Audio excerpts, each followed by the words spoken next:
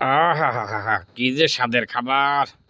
মাংসটা খাইয়া খুব মজা পাইলাম।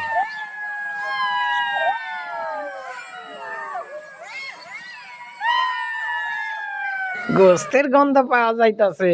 আশেপাশে খোঁজ নিয়ে দেখি তো কেরা গোস্ত খায়। ও মা গো, ও বাবা গো, দাঁতটা ভেঙে গেল, দাঁতের ব্যথা।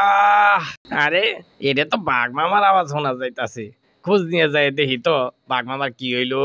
দাঁতে ব্যথা, ওরে ব্যথা রে, দাঁতটা গেল।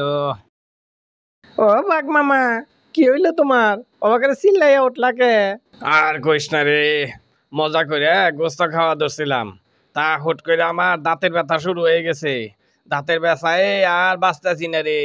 আমার বানর ডাক্তার হইছে, চলো তোমার এই বানরের কাছে নিয়ে যাই, বানরে তোমার দাঁতের চিকিৎসাটা কইরা দিব। কি কর, বানর সত্যি সত্যি চিকিৎসা করতে পারে?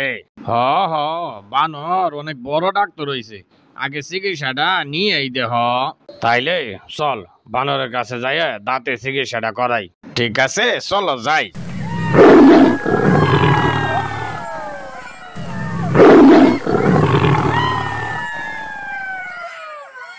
এই বানর, দেখতো আমার দাঁতে কি হয়েছে, দাঁতটা পরীক্ষা করে একটু চিকিৎসা কর। বাঘ মামা, হা করো তো দেখি তোমার দাঁতে কি হইছে।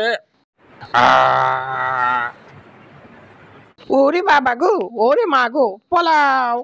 আয় আয় আয় বানর, চিকিৎসা না করে কই যাস? আয়, আমার দাঁতে কি হয়েছে ক। ওরে বাঘ মামা, আমি তোমার দাঁত কি দেখবো? তোমার মুহের মধ্যে তো আমি পুরা জঙ্গলটাই দেখলাম। আরে হারামজাদা, এটা কি কইতাছস? কাঁচা?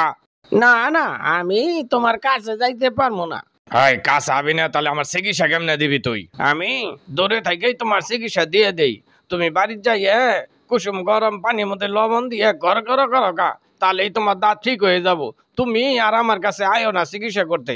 আমি তোমার অত বড় মুখ দেখে খুব ভয় পাইছি। হুমুন্দি কয় গিরা ওরা কেন?